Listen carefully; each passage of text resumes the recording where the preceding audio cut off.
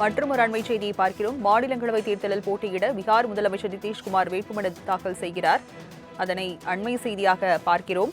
10 முறை முதலமைச்சராக இருந்த நிதிஷ்குமார் தன்னுடைய முதலமைச்சர் பதவியை ராஜினாமா செய்து மாநிலங்களவைக்கு அவர் போட்டியிடுகிறார். மத்திய அமைச்சர் அமித்ஷா, பாஜக தேசிய தலைவர் நிதின் நபீன் முன்னிலையில் வேட்புமனு தாக்கல் செய்திருக்கிறார் நிதிஷ்குமார். அதனை அண்மை செய்தியாக பார்க்கிறோம்.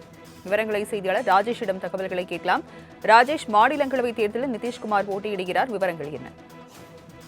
ராஜலட்சுமி வணக்கம். மாநிலங்களவை உறுப்பினர் பதவிக்கான அந்த தேர்தல் என்பது நடைபெறுகிறது. கிட்டத்தட்ட நாடு முழுவதுமே இருக்கக்கூடிய 36 இடங்களுக்கான அந்த மாநிலங்களவை தேர்தலானது நடைபெற இருக்கிறது. அதற்கான வேட்புமனு தாக்கல் என்பது இன்றோடு கடைசி நாளாக இருக்கக்கூடிய சூழ்நிலையில் பீகார் அரசியலில் மிகப்பெரிய ஒரு திருப்பம் என்பது ஏற்பட்டிருக்கிறது. பீகார் முதலமைச்சராக இருக்கக்கூடிய நிதிஷ்குமார் தனது பதவியை ராஜினாமா செய்து மாநிலங்களவை தேர்தலுக்கான அந்த பதவியில் போட்டியிடுவதற்காக வேட்புமனு தாக்கல் செய்திருக்கிறார். தற்பொழுது அந்த வேட்புமனு தாக்கல் செய்வதற்காக அவர் பாட்னாவில் இருக்கக்கூடிய தலைமைச் செயலகம் அங்கு அந்த வேட்புமனுவை தாக்கல் செய்யக்கூடிய அந்த நிகழ்வை நம்மால் பார்க்க முடிகிறது. குறிப்பாக அவர் வேட்புமனு தாக்கல் செய்யும் பொழுது தேசிய தலைமையாக இருக்கக்கூடிய பாஜகவினுடைய தேசிய தலைமையாக இருக்கக்கூடிய நிதின் நபீன், அதே போல மத்திய உள்துறை அமைச்சர் அமித்ஷா உள்ளிட்டோரும் அவருடன் வருகை தந்திருக்கிறார்கள். அவர் வேட்புமனு தாக்கல் செய்யும் பொழுது அவருடன் இருக்கிறார்கள்.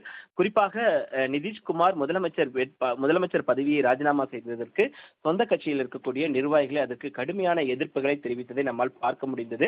குறிப்பாக அவர் தன்னுடைய முதலமைச்சர் பதவியை ராஜினாமா செய்யக்கூடாது என்று அவர்கள் எதிர்ப்பு தெரிவித்திருந்த நிலையில்தான் கடந்த இரண்டு நாட்களாக தீவிரமாக ஒரு முடிவு எடுத்ததாகவும் என் மீது வைத்திருக்கக்கூடிய நம்பிக்கையும் ஆதரவும் எனக்கு மிகப்பெரிய ஒரு பலமாக இருந்து வருகிறது. அதனால் என்னுடைய முடிவை நீங்கள் ஏற்றுக்கொள்ள வேண்டும் என்று அவர் நிதிஷ்குமார் அவர்கள் தன்னுடைய ஆதரவாளர்களை சமாதானப்படுத்தும் வகையில் தன்னுடைய எக்ஸ் தளத்தில் ஒரு பதிவை ஒன்றை வெளியிட்டிருந்தார். இதனை தொடர்ந்துதான் தற்பொழுது அவர் அந்த வேட்புமனுவை தாக்கல் செய்திருக்கிறார். பீகார் மாநிலத்தை பொறுத்தவரைக்கும் மிகப்பெரிய ஒரு பரபரப்பை ஏற்படுத்தி இருக்கிறது நிதிஷ்குமாரனுடைய இந்த ராஜினாமா. அடுத்தடுத்து அரசியலில் என்ன நடக்கப் போகிறது என்பதை நாம் பொறுத்திருந்து பார்க்க வேண்டிய சூழல் இருக்கக்கூடிய நிலையில்தான் தற்பொழுது அவர் வேட்புமனுவை தாக்கல் செய்திருக்கிறார். ராஜலட்சுமி, விவரங்களை வழங்கியதற்கு நன்றி ராஜேஷ்.